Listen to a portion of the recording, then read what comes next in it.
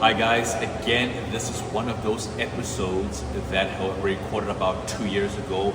Jon Soriano, he's one of the VP of sales for Legacy Power, one of the biggest solar industries, and one of the first few guests that we had as well when we went all the way to San Diego, the big 619.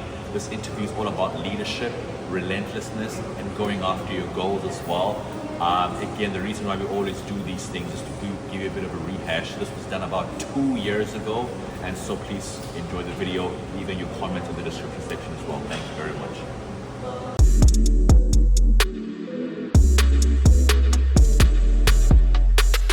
On today's episode of Code to Winning, we actually have Jon Soriano. He's one of the leaders in solar industry. Actually has a team of about 200 reps, or AKA known as the General. So it's my great honor to actually welcome our guest today on Code to Winning, Jon Soriano. Thank you, boss. Thank you, KG. How are you doing today? Dude, I'm winning, man. I'm great. I'm excited to be here. Thank you for the opportunity, really. It's an honor and privilege to be here, so appreciate you having me on. Before then, sorry for harassing you. I've been harassing you nonstop through DMs, through text, through phone calls, but I appreciate the time you took to actually sit down with us, discuss a bit more about how you actually have that winning mentality and how you win in life as well. Sure. No, and again, I appreciate you. Like, I'm huge on having a spirit of honor. You know, one of my mentors early on taught me what you honor flows to you. Mm-hmm. And so, meaning if you honor somebody else, then what they have will flow to you. So I appreciate that. I don't view it as harassing. I just think you saw something that you wanted to learn more about, and that's you honoring that. So just want to say thank you to you, man, because I think more people need to be like that. I think more people need to seek and pursue what it is they want in life, and that's exactly what you did. Awesome. Thank you very much.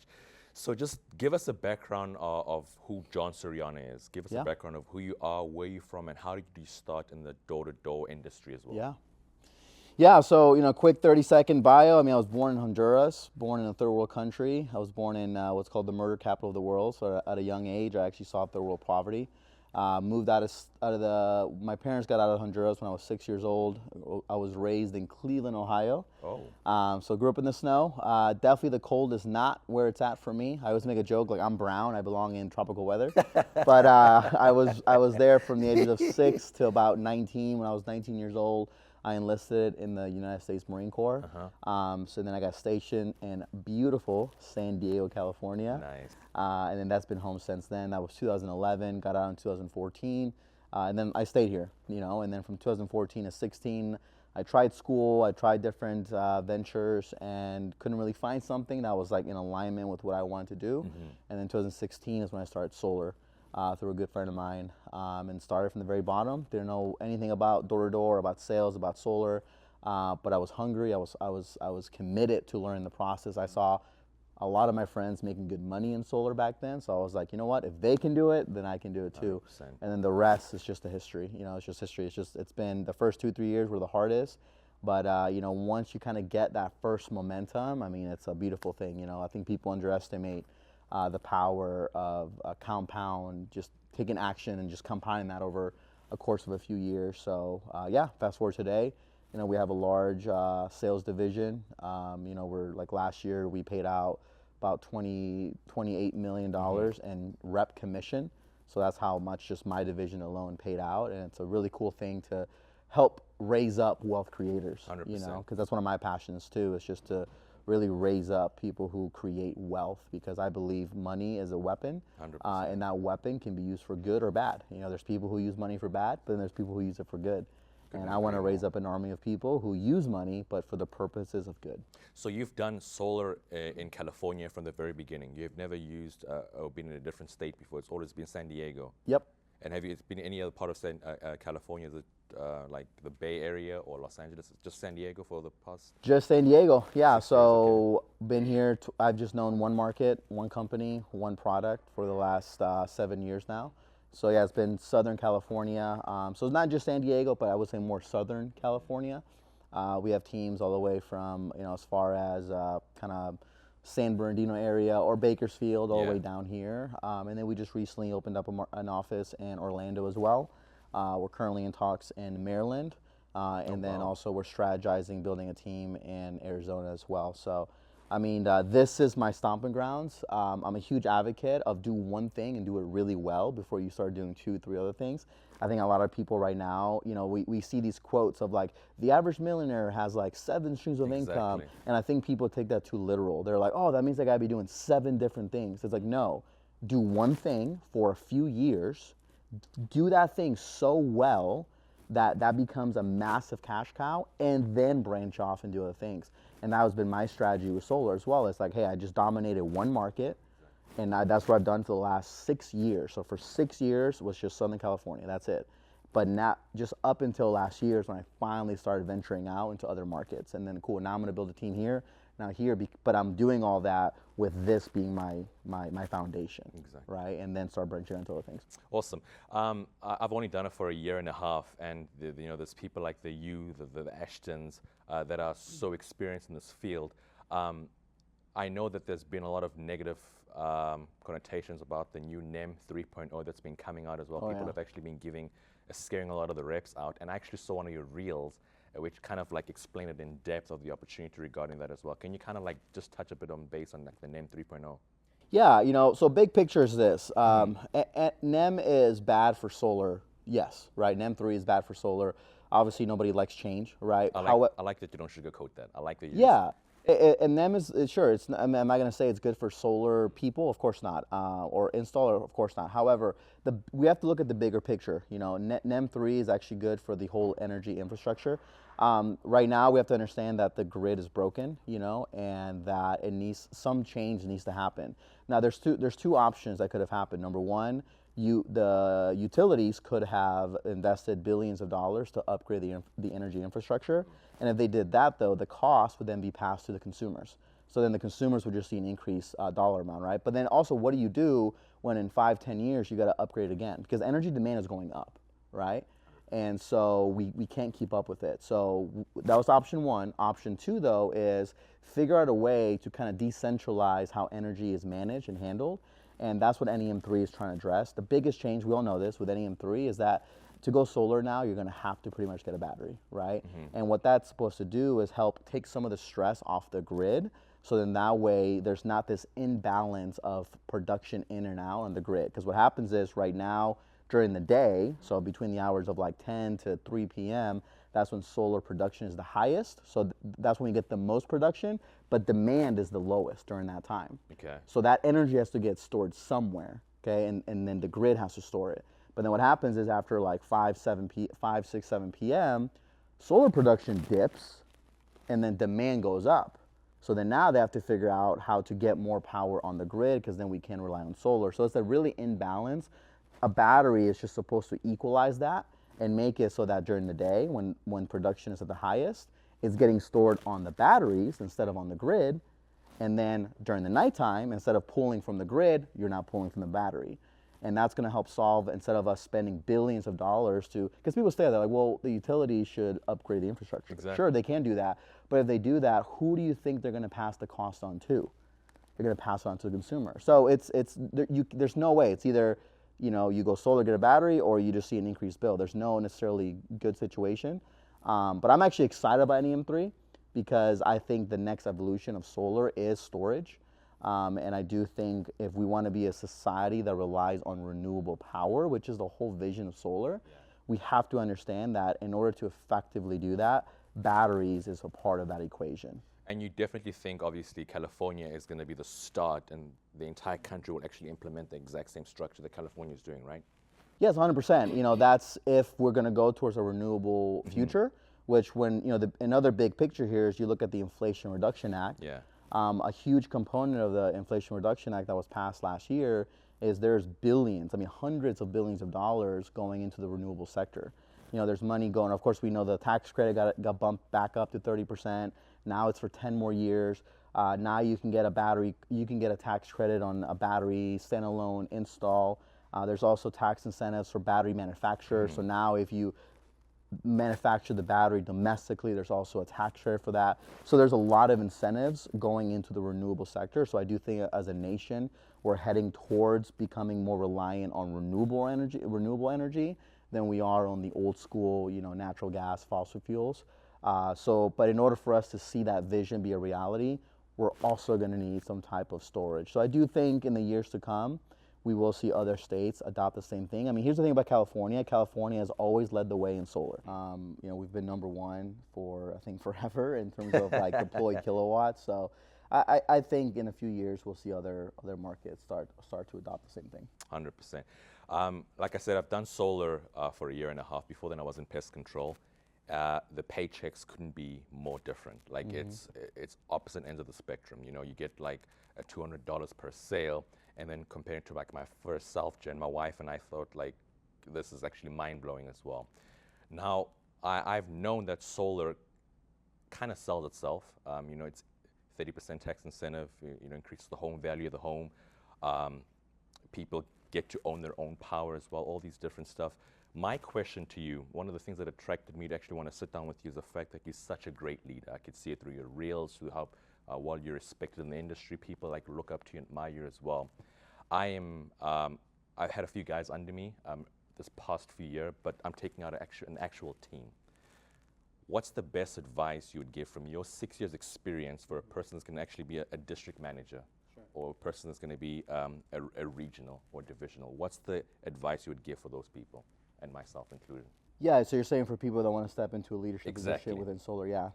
Not just a few guys, but actually leadership in the Yeah. entire summit. Yeah. And I want to say, like, this is what gets me the most passionate and fired up about solar. I love seeing lives transformed. I really do. I mean, I can tell you story after story after stories of guys that were once Uber drivers, and then now they're, buying homes, or came in broken. They were maybe drug addicts, a few years ago, and then now they're married and, have homes as well and drives nice cars. And, and not that money is like necessarily the root of happiness. I don't believe that. I mean, I think money definitely gives you options in life, but that's what I get most passionate about, is seeing lives transformed, seeing men become better husbands, men become better fathers, or seeing, I have a story of a girl who she met her husband that she's going to marry in like a week, but he was like installing one of her jobs. He was an installer. Yeah. Was this here in San Diego? Yeah, here in San Diego. Like, she showed up to one of the installs and he was the foreman. And he was like asked her on a date, and now they're getting married in like a week. But I love those stories. I love seeing just transformation happen. But because she wouldn't have gone there if she hadn't learned how to be a good closer, right? Because had she given up, she would have missed out on the opportunity. So, so to go to your question, what advice would you give? I think the biggest thing that holds people back the most is their own paradigms. We have to realize that a lot of who we are today, we learned it between the ages of 0 and 7. That is when our true self was formed. And I know one of my struggles as a leader was dealing with this idea of I'm not worthy. And every leader, no matter how big or how small, to some degree, doesn't feel good enough. I have days where I wake up and I don't feel good enough, and I've been blessed to be mentored by many people who are multimillionaires, and they will even tell me that some days they don't feel good enough. And there's always this battle in the mind that's happening, and that's what takes out a lot of new leaders, is they don't feel good enough to do it. And how we respond to that can be different ways. Like, some people just run away from it. Some people deal with maybe respond in anger. So the advice I would say is work on those paradigms. Do the work to go against that version of you that doesn't feel good enough. Now, how do you do it? There's many ways. I mean, your mind is just programming, and just like how the way you would reprogram a computer is by giving it a new code. Same thing with the mind. Read the books, listen to the podcast, do the work. Tell yourself, look yourself in the mirror. I know this sounds like simple, but it is supposed to be simple, but people just don't do it. Look yourselves in the mirror and just be like, hey, I am worthy of this. I am worthy of leading a team. Something that I have on my phone, for example, that reminds me, I want you to read this. Like, what does this say right here? It's on the front of my phone. I will be the world's greatest leader of men. Okay, I've had this for a year now. It's on the front of my phone every single day. Okay, that way every time I see my phone, okay, that's me rewiring my paradigms. That's me telling and sometimes I don't even notice it, but the subconscious mind is so powerful. Our mind picks up thousands of things that we don't even that we aren't even consciously aware. So there's a strategy behind this. I do it. Sometimes I'm aware of it. Sometimes I'm like, oh yeah, That's right. Like when I'm feeling down, you know what? Yeah, I am the world's greatest leader of men. Or most of the I love times, that. I don't consciously see it, but I subconsciously see it because leadership is tough. Leadership. Sometimes you will do everything right, and people will still think you did it wrong. Exactly. So but you have to deal with that inner critic voice that tells you you're not good enough, because all of us think we're not good enough, and you have to be willing to do the work. And that's one thing I do every single day. It's just I tell myself, no, I will be the world's greatest leader of men. And when I first would read that, there was a voice in my head that would say, yeah, right. That would say, yeah, but do they know that you did this? Oh, yeah, but do they know that you made this mistake? There's always that voice, when we were younger, we called it like the angel and the devil on our shoulders, right? But there's always that voice, and that voice will never go away. And that's what I see takes out a lot of leaders, is they listen to that voice, or they do nothing, right? Being neutral is just as bad, actually sometimes just as worse as doing the negative things. Being neutral is a very dangerous place. Like if you do nothing, that's actually bad. Do the work to rewire the paradigm so that when you do lead, you operate from this place of true confidence of like, and there's a fine line, right, between arrogance and like, you're like, no, I am good. Like, like the Bible, for example, calls it being meek, right? In the Bible, there's a passage that says, the kingdom of God belongs to those who are meek. And people, when they think meek, they think you have to be humble and you have to be like kind of timid. And like, although that's partially true, the best definition of a person that's meek is strength under control. It's a person that knows that they're strong, but they don't feel the need to show it because 100%. They're like, it's an internal thing. They're like, no, I know I'm strong, right? Like if a guy comes at me and yells at me because I'm like a bad leader, I don't react because internally I'm like, no, like I know I'm the shit. In a very humble way. Yeah. Right? Not in an arrogant way. Yeah. But being meek is me being like, all right, cool. All right. Where an insecure leader would react and be like, oh yeah, well you would yell back or whatever, So not sure if that answers your question. No, that's a perfect thing. Awesome. I don't know. Do you watch soccer by any chance? No. I mean, I did a little when I was a kid, but I'm actually not super big into sports. Okay. So the reason I want to use this example, I'm a big Manchester United fan, and currently right now they changed management and a new coach as well.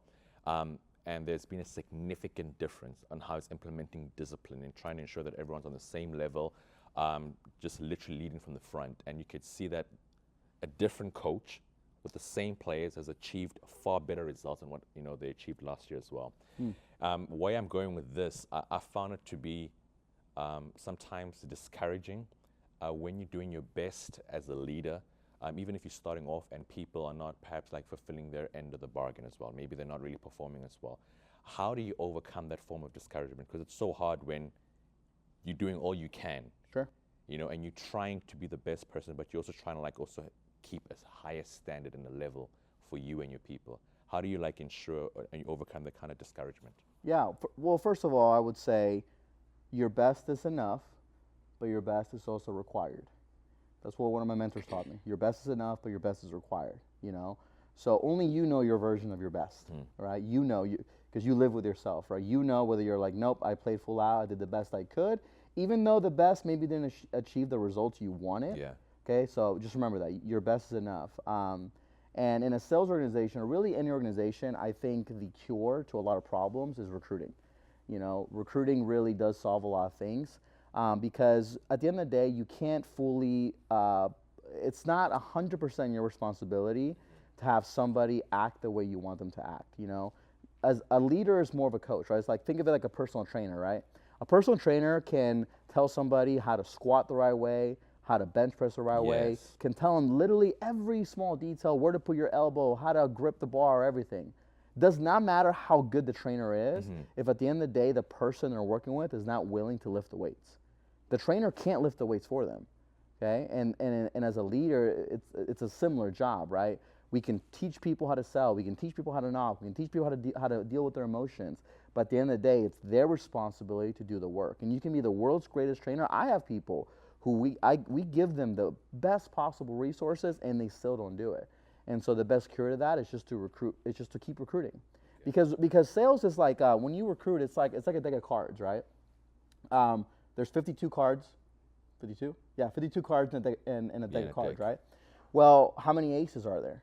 4. 4, right? So it's like pretend as if though every time you recruit somebody, you're taking a card out and you're hoping you get an ace, right? But sometimes you get a 2. Then the next one, you get a 7. Yeah. Then you get a 10. Then you get like a king. Okay, this guy's pretty good, right? But there's only 4 aces, okay? But the more you recruit, the more cards you pick out, the higher the odds become of you finally getting that ace. And that's been my journey all these years. I mean, we have recruited hundreds of people over the last 7 years. But out of those hundreds, probably only like 20% or less have actually stuck around. You know, and I never like stopped and been like instead, because if you are doing everything you can with one guy and that person's not doing it, move on to the next one. Exactly. You know, it's move on to the next one, because eventually you do it long enough, you will find one guy who will just run with you. Like those, they're out there. You know, I think of this guy Stetson Sofer. You know, he did about 340 plus accounts last year. You know, 1 year, right? 340 solar accounts. And from the get-go, he was a runner. You know, he wasn't someone we had to like, you know, motivate all the time and encourage. Like when he started as a setter, he was the best setter. Then he became a closer, became a really good closer. Then he became a mentor, became a really good mentor. And then now he's a manager, became an amazing manager, now leading the #1 team within Legacy. But from the very beginning, he was a runner, you know, but your job is to find those people, find those aces. But just know that they, just like a deck of cards, you only have, out of 52, there's only 4 of those. But the more you recruit, you eventually come across those, you know? You actually answered that perfectly. I think the next question I was going to ask is, what could increase your chances? What are the qualities you look at when you actually interview a person and say, listen, I want this guy within like my division that could increase the chances of them being an ace? You know what I'm saying? I mean, we see a lot of people that are into sports, that were very great at sports, that just automatically picked it up with a competitive edge. People that are good at school sometimes, just have, you know. And so like, is there any 1 or 2 qualities or attributes that you see or you look for in a sales rep that could potentially make them like the ace? You know what I'm saying? Yeah, I mean, I've seen a correlation. I mean, it's always hard, right? Because people in interviews will tell you what you want to hear. That's you know? true. I've had guys who like tell me everything I want to hear. Like they answer every question perfectly, you know. And in my mind, I'm like, oh, they're gonna be studs, and then they like suck, you know. But then there's guys who like I look at them or I talk to them and I'm like, yeah, this guy's gonna suck, and then they like surprise me, you know. So it's always hard to tell. But I have seen a correlation that usually guys that have an athletic background do well, especially in sales, right? Because sales is a sport, right? In sales, there's a scoreboard, okay? And that's the number of sales, right? Whether you sell solar, alarms, pest control, cars, mortgages, whatever, it's a sport, right? In a sport, there's a scoreboard, right? You have this many points, your competition has this many points, right? Now, your competition can be who you were last quarter, last month. It can be a friend. It can be another team. It can be another company, right? But you definitely, like for the leaders in solar, like you better treat it like a sport, right? You better have a competitive type of environment. Like we're huge in competitions. So that way when we attract the guy who played maybe basketball in high school or in college or football or soccer, he'll see that correlation of like, oh wow, this is just like being on a basketball team. You know, it's like, you know, we get fired up, we get sales on the board, which is, you know, again, that scoreboard. So I would say guys with an athletic background, previous military are good, because in the military you're kind of forced to work hard. And you have those discipline attributes. And the other, yeah, so you learn these things, right? Like the military's done a great job at instilling discipline into others. So I would say that people with a military background, I would say probably some of the best people though are people that have families and are married, because they already have a deep why, right? If you hire a guy that's like 22 years old, single, living with roommates, like he doesn't have a lot to lose if this doesn't work out. Where you hire a guy that already has 2 kids, is married, and then maybe the wife is a stay-at-home mom, he knows if I don't work, okay, like my kids literally don't eat, right? So in my experience, I've actually found those are some of the best people 100%. To go after. However, you have to know those people I just listed, they're looking for something different in the organization, because, okay, the guy that has an athletic background, right? If you hire him, you better have a competitive culture in your office, right? Like when you show up to this meeting, it better be high energy. Otherwise, that guy who played competitive basketball, they're gonna be like, all right, this is kind of lame, I'm out, right? Now, on the other end, let's say you hire that guy that has a family and kids, right? I'm gonna venture say this guy is probably a little bit more professional, right? But because if he shows up to a sales meeting and it's like very fratty and it's very like, you know, like woohoo, like just fratty and Yeah. everyone parties and everyone's going to the club at night, that's probably not what he's looking for. So he's also gonna be out. So you also have to be like, because you can recruit the best person, but if your culture doesn't align with what this person's value is at, then they're going to be out as well, right? So it's a combination of, yes, the person, but also the culture that you bring. So, you know, as the leader, in a way, you got to be a chameleon, right? You got to make sure that your culture is competitive, but also professional, but also fun. That kind of caters to at least the main people you are looking to recruit. And I like what you just mentioned. And I noticed that I took a blitz out in the Bay Area, and one of my friends as well didn't particularly do well, got like one sale there, but he was on the phone every single night with his wife. You know, the day could have gone better, this thing, that thing. And I mean, there are others that had more sets than he did, but he was just more like, had that drive and that, you know, driven motivation. You can tell people like that, I would assume, see the end goal. And so they're willing to put the effort in order to reach that next level as well. 100%. Okay. The next question I actually had, so before going to it, one of my favorite leaders, I did pest control like my first year in New Jersey. His name is John Taylor. You probably know him as a door-to-door I golden like him winner. already. Good name.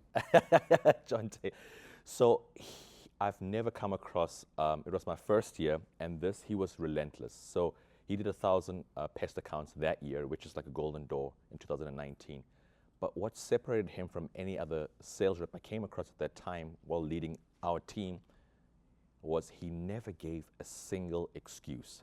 Every single day he was number one on the boards, every single day, like relentless. One rainy day, I want to give an example, it was drenching, it was raining, and he kept saying, guys, stay out on the doors, stay out on the doors, and he was like on like one account that time, and his lowest was like 8. Boom, 4 at 5 o'clock, and then boom, 8 at 10 o'clock. My question to that, the best way a leader shows leadership is through actions. How can you avoid complacency? Because sometimes solar is so much more money. I want to spend time with my wife and blah, blah, blah. How do you avoid that level of complacency to always lead from the front? Yeah, that's really good. There's a saying in the Bible that goes, without the vision, people perish. And I think how you avoid complacency is you always got to have a vision. And when you accomplish that vision, you then got to have a new vision. Because that's how you avoid being complacent. Because I think complacency starts to happen when you start drifting through life. You know, it's a great book called Outwitting the Devil. Not sure if you read it. Yes. But it talks about how the vast majority of people just drift through life. They have this vague idea of where they want to go. You know, and the book says it's like, imagine you have a sailboat and you put it in the ocean, but you don't give it a direction. And you just kind of like, and then the wind or the ocean just takes it. It's like, what are the chances that you will land on where you want to go? It's very unlikely. But now put a person in there that knows, okay, I need to get to this island, and they know exactly how to get there. They're probably going to get to their destination. And that's how most people operate in life, is they just drift through life, right? You know, I'll ask guys like, hey, what's your goal this month? You know, oh, I want to do 10. Like, right off the bat, I'm like, cool, you're just giving me a vague answer.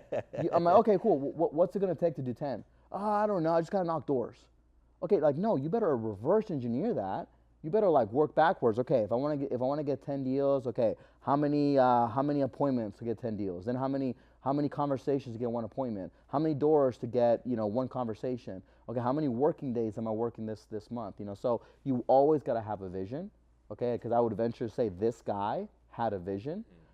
I think of, I go back to that guy Stetson. I remember early last year, he told me the vision he had for his life, or for that year, is he wanted to have a Kobe year. That's what he said. He's like, because he's big into basketball, like loves Kobe. But does he know LeBron's better? Debatable. But so, he was like, I want to have a Kobe year. That's what he said to me, but he knew what that meant for him. He's like, in other words, he's like, I want to have a record-breaking year, a year that nobody else has had. And so that's the vision that propelled him forward, because this is a guy that was making like $100,000 a month. And how easy is it to be like, oh, I made $100,000 a month, like I'll just chill. But he's like, no, because his why, his vision was larger than money. But the guys who get complacent are the guys who don't have a vision. You know, they're like, oh, just work really hard, and then they work hard, they make good money, and they're like, okay, I'll just chill now. So have a why, because the moment you don't have that vision, it's very tempting to get complacent. You know, like I had a vision for a very, very long time. Like, hey, 100, like as a leader, like, hey, 100 sales in our office. Okay, cool, we got that. Then it became, all right, 100 sales a week. You know, cool. Now we're doing that. We're doing 100 sales a week. Just keep breaking the ceiling all the time. Now my new vision right now, and call me crazy, is I want my team to be doing 100 sales a day, 100 solar sales a day. And we're not there right now. Right now we're averaging about 25 sales a day. So we have to 4x what we've done, you know. But that's my vision now. So that's what keeps me going. Okay, cool. What do I got to do? Like, how can we tune this process, or you know, how can we make the onboarding better? How can we get more closers? You know, so that's what keeps me up at night. You know, is knowing that cool. My new vision is 100 sales a day. But if I don't have that, then what am I working towards? And then what's crazy is a lot of people are complacent and they don't even know they're complacent, and that's even more dangerous, I think. I couldn't agree more. And I know I want to go back to the Kobe thing. I admire his work ethic. I admire how relentless he was. I admire how he separated himself from everyone else because he believed that he was the greatest, and he acted in that way as well.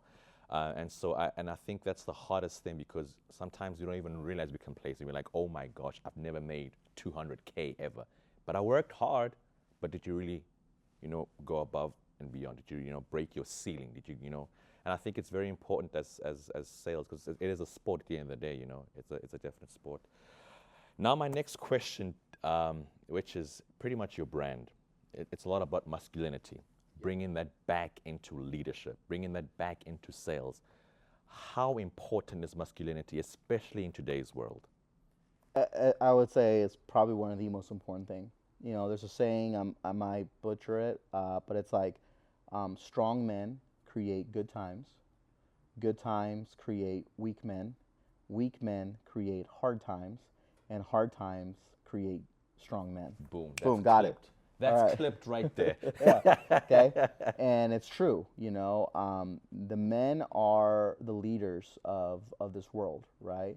You know, I'm a man of faith, right? I believe the divine order of things. I think men are the leaders of the household, right? And as the leader, it doesn't mean that, for example, the women they're not capable of that. It's just that we have a divine role to protect and preserve our people, okay? And so I think masculine leadership is very important. I think right now it's under attack, not to go on the political spectrum, but right now, you know, we're seeing a generation that is being raised not even knowing what gender they are. You know, we're seeing a generation being raised believing in, buying into being a victim. That being a victim is more noble than being a victor. You know, I was very blessed that I saw my dad be a victor growing up. You know, I mentioned that my dad we came from a third world country, and from the ages of like 6 till 18, you know, I saw both my parents work hard. You know, they were immigrants, barely knew any English when they came here, but my dad never once got food stamps, never once got welfare, and he could have. He could have taken the victim route and been like, oh, let me let the government take care of me. But he didn't. You know, instead he worked hard, and he was like, no, I'm a victor. I'm going to determine the route that this family is going to go. And so at a young age, I saw that, and I've adopted that, you know, so because I saw that, hey, as a man, you know, a man's role is to be a victor in the family and not expect others to do it for them. And it's sad. I see this generation being raised up that's like, oh, I'm going to be a victim. Like, oh, like, you know, let's have the government take care of me. Like, oh, you know what? It's a lot easier to point the blame at others and tell what others are doing wrong instead of looking inward. So I say all that because masculine leadership is very, very important. Masculine leadership right now is under attack. You know, there's a lot of people who think that if you're a masculine leader, you're like, you know, an abuser or misogynist or whatever. And it's like, no, I think we need more men to step into their divine calling, to be the protectors, to be the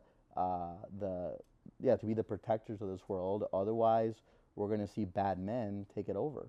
You know, we're going to see, like, you know, I sometimes I worry about the world my son or my grandchildren will live in with kind of where we're going right now.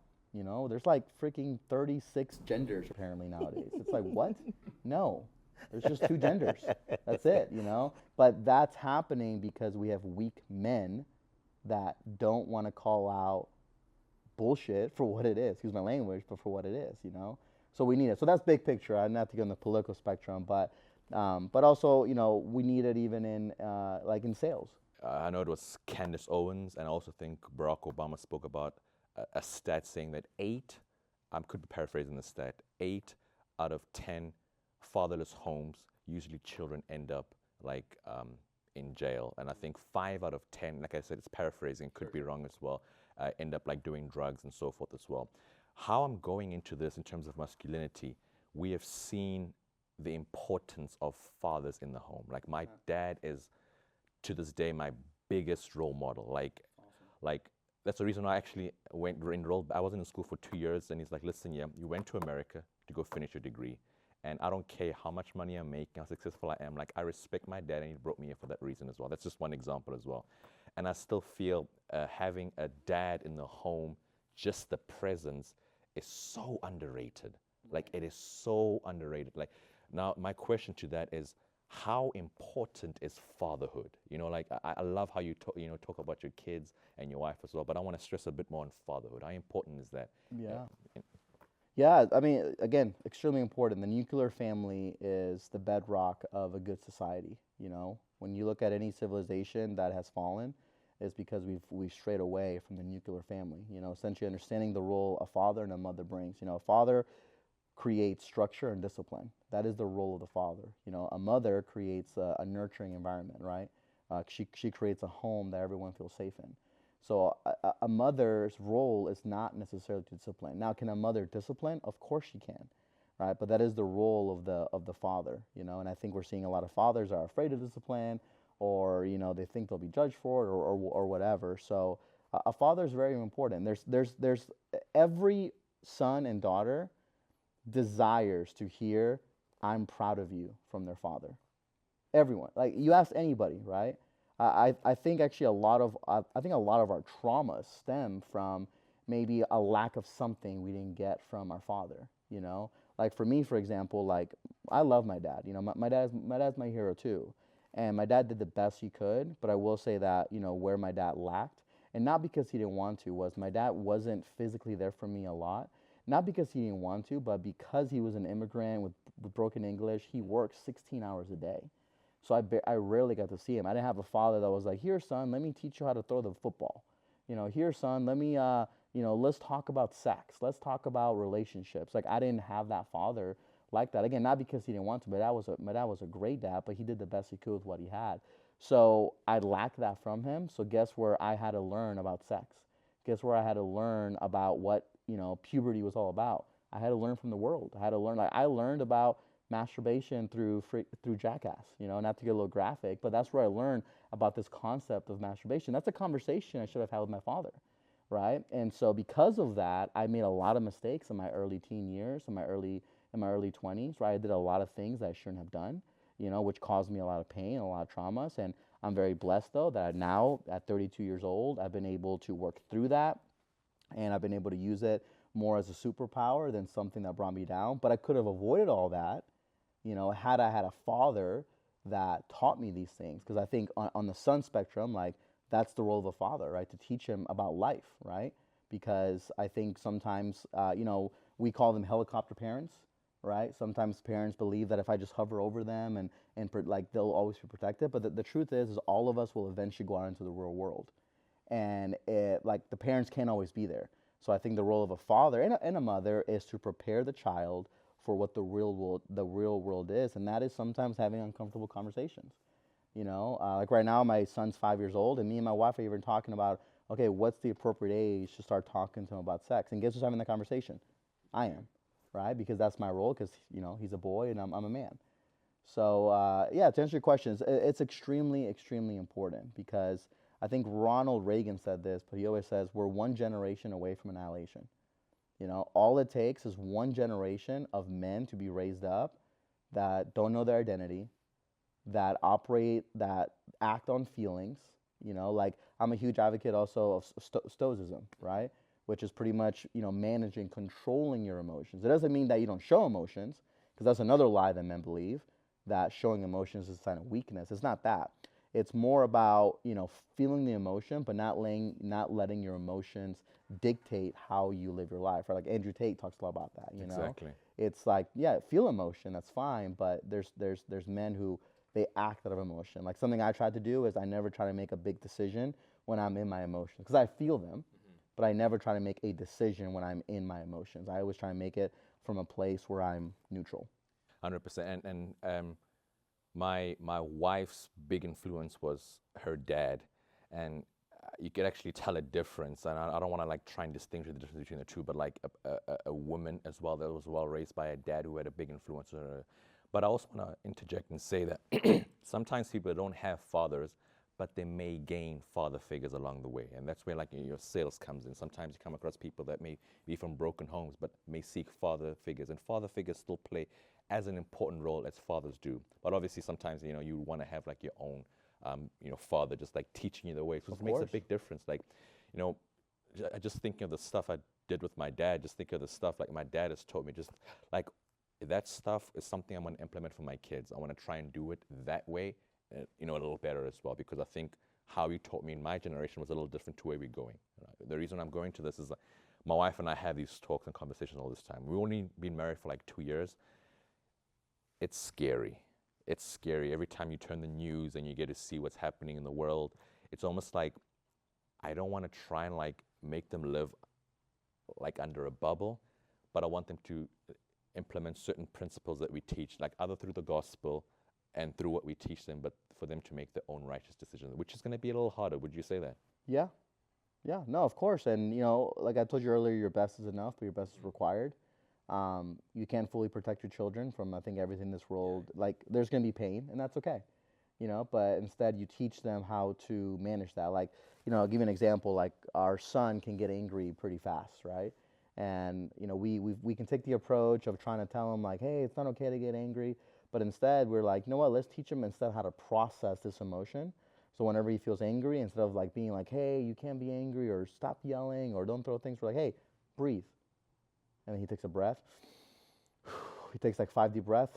And then what happens most of the time, because then that's teaching him how to process that on his own, right? And the more he does that when we're not around, then now he's like, okay, when I feel angry, let me just do this. And what happens, anyone can do this. If you feel angry, just take 5 really deep breaths.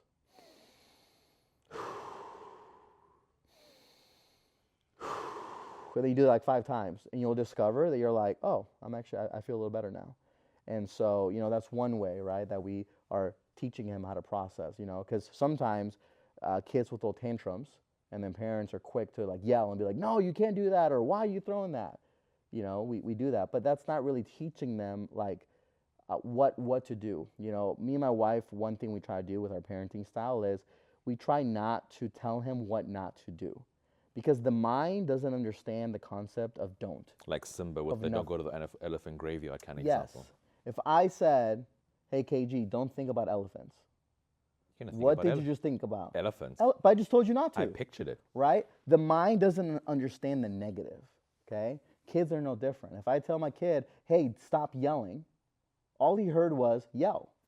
He doesn't understand the stop, right? So, on like we try to teach on, hey, what behavior instead do we want him to do? So if he's being angry, instead of like, hey, stop angry, we just, hey, wait, why don't you breathe? Right? And then he breathes, and then usually he self-regulates. That's the word I was looking for. He self-regulates himself. Okay, 100%. Okay? So, yeah, on fatherhood and all that, like I think that's one of the greatest things a father can do is just teach their kids how to self-regulate themselves so that when they go in the world, because I worry about it too, but the best thing I can do is just be like, hey, how can I equip my son the best so that when he goes into the real world, he's prepared. Like, I'll give you another example. Like recently, someone told my son that heaven wasn't real, like a relative, Like someone told him, like, hey, heaven isn't real, right? And then he came to my wife and he was like, hey, so and so told me that heaven wasn't real. And then my wife, instead, she could have been like, well, heaven is real, and try to push our beliefs, right, on him. But instead, we instead we're like, well, what do you think? And he stood and he thought about it and he goes, Mom, I think heaven's real. and then now it's his choice instead of us trying to tell him like what to do, that. right? But that's an example, right? Of like instead of like try to teach to self-regulate so that they can make decisions on their own. Awesome. And I know you spoke a little on Andrew Tate. I think one of the things I wanted to ask you was your thoughts on both Andrew Tate and Dr. Jordan Peterson. But the reason why I'm asking that is because I feel like how you expressing your definition of masculinity is similar but different in a way where it's not like condescending towards women. It's not bringing down towards women. It's more like identifying yourself as a man and knowing who you are, fulfilling your responsibility and role. I think I mentioned when I called you that I'm a member of the Church of Jesus Christ of Latter-day Saints. You probably, work with a lot of people that are within my faith as well. We have something called a family proclamation, pretty much giving a blueprint of a man's role and a woman's role, What are your thoughts on Andrew Tate and Dr. Peterson? Overall, I like Andrew Tate's message overall. I mean, I would say 80% of what he says I vibe with. 20% I just throw out, and that should be really almost anybody. Like, you're not gonna 100% agree with, I think, what anybody says. Something I learned is like, it's like chew the meat, spit out the bones. It's like when you eat, right, something, you like chew it, but then like the meat you eat and then the bones you spit out. I think the same thing when you're digesting content. It's like, cool, whatever you vibe with and like, cool, eat that, digest that content, and then whatever you don't, spit it out. So like you say, yeah, I think Andrew Tate, I think where he sometimes doesn't, I don't know, at least align with, is he doesn't see the value that a wife or a woman really brings to the table. I vibe with where he believes as a man's role, like a protector, I agree a with provider, right? A man is meant to be strong in mind, body, and spirit, Like, he talks about victimhood, like, hey, a man should not adopt a victimhood mindset. He's based on what he's saying, he's huge on ownership. Like, hey, all the man stuff I vibe with, But I think where, even he himself could go to a whole new level is really understanding the true value a woman brings to the table. 100%. A woman is much more than looks, although women are beautiful. The right woman in your life can really take you to new levels. One of my mentors, he told me when I was single, he's like, I don't consider anybody a real man until they're married and have kids. And at the time I was single, I was like, okay, that sounds good. But now I understand why. Because when you enter into a marriage with the right woman, the role of a man is to be sacrificial. Like, both of us are men of faith, right? And, Jesus modeled a husband by saying, husbands, love your wives like Christ loved the church so much that he gave his life for the church. And so I think the role of a man is to be sacrificial in his love, right? Where, God doesn't command the same thing from a wife. He says, the Bible says, wives, respect your husbands, right? Because men don't necessarily want love, they want respect and honor. Where women, they don't want necessarily respect and honor, they want love. I actually right? saw that reel recently, and my wife sent it to me, and we agree, that's the truth. Yes, now, do I want love? Of course I want love, right? But really where I feel love is when my wife displays like this sense of honest, of reverence towards me, this honor, like this respect. Like, that's where I'm like, I feel a lot of love for my wife, right? Like, I don't need my wife to necessarily give me flowers, Now, if she gives me flowers, do I feel loved? Of course I do, right? But, when instead she, like, tells me that I'm crushing it at work and respects my role, like, that's what makes me feel, really loved, things like that, So, on Andrew Tate and all that, like, I think he's done a great, great job at helping men be men, because the message that has been going around for men for a long time is, being a man is bad, you're privileged, like, don't speak up. If you speak up, you're bad. And I think he's helped a lot of men kind of get out of depression. He's helped a lot of men take over their body. I mean, Andrew Tate has helped me a lot, but but on the woman's side, that's where then Jordan Peterson comes in. I think, Jordan Peterson is a huge advocate of marriage and fatherhood and all that. And yeah, I mean, love Jordan Peterson. I think he's one of the most intelligent people in the world right now. In the world. I mean, the way he articulates, it's just amazing. Awesome. I know we're a little over time. I wanted to ask one last question.